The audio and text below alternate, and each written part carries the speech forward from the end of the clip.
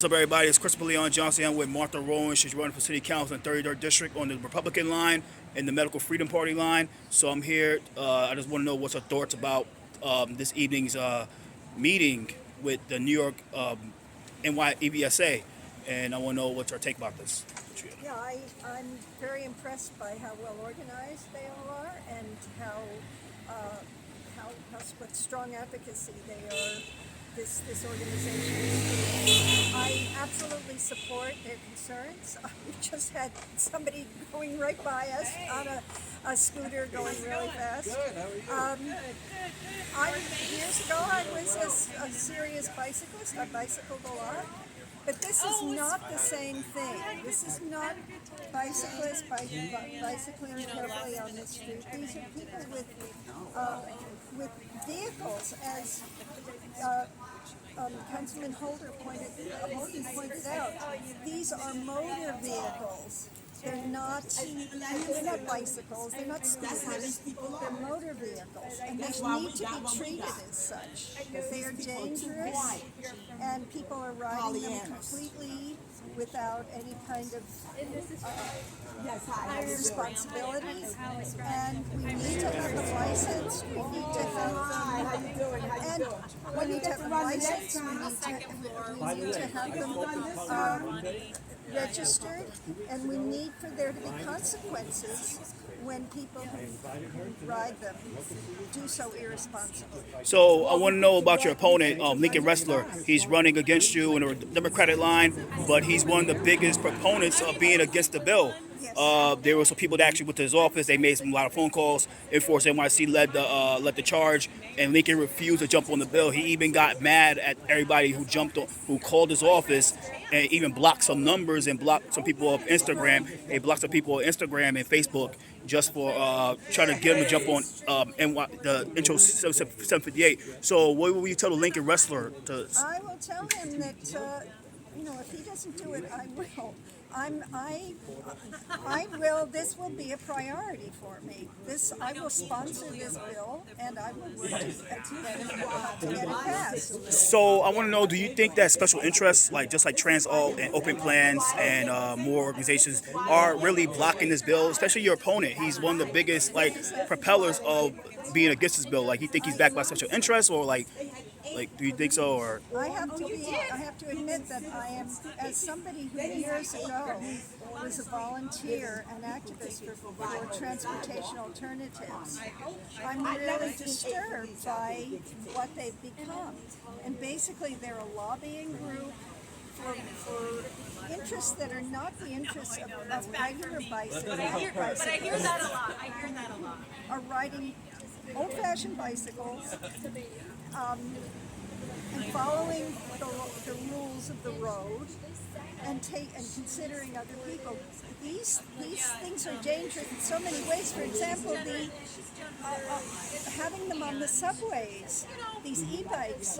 If there's a fire in a subway car, it would be an absolute catastrophe. So we have to come to terms with the fact that these are a different animal, and for Lincoln Restler to act as if it's somehow virtuous to ignore any kind of responsibility for riders is just appalling to me. I understand, as one of the speakers pointed out, City Bikes is owned by Lyft. Lyft has an interest in closing the streets, and I think a lot of activists for transportation alternatives don't really realize that they're being used. They're being used for an agenda that goes far beyond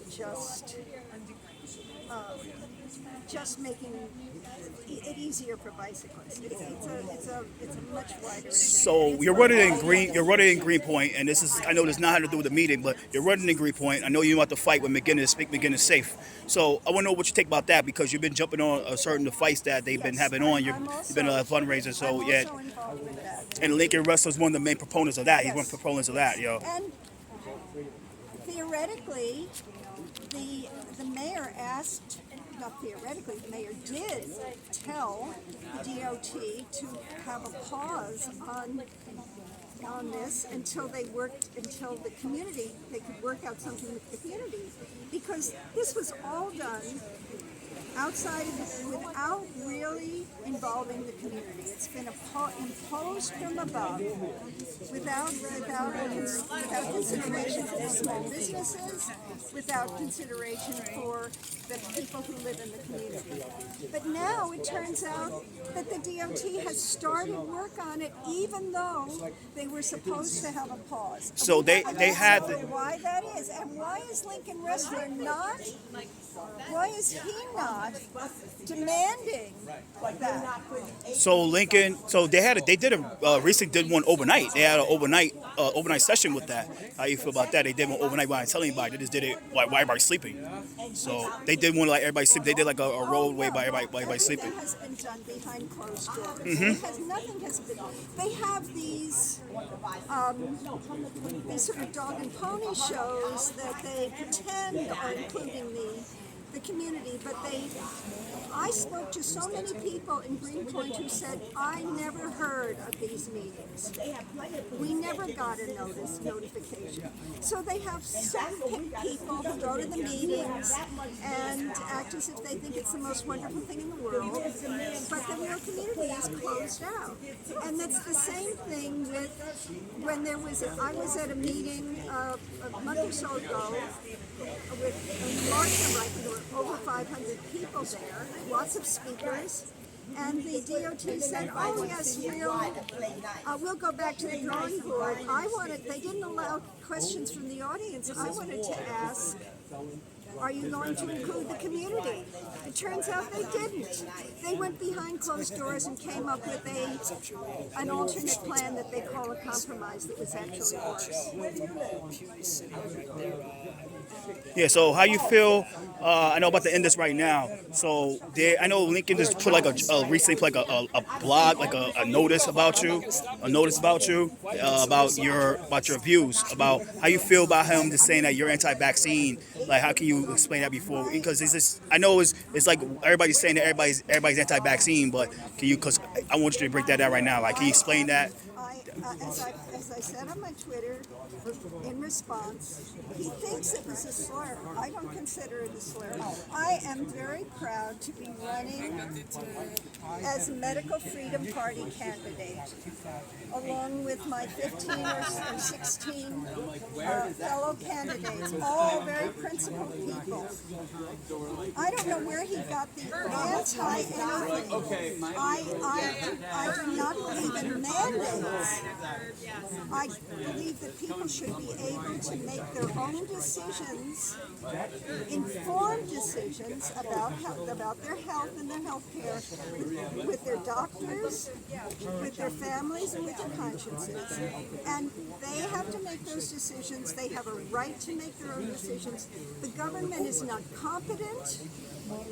Big corporations are not competent, nor are they ethically in a position to be telling individuals what they should be putting in their bodies. All right, thank you so much. I appreciate it. Thank you. Thanks for the interview. I appreciate it. Take care. Thank you.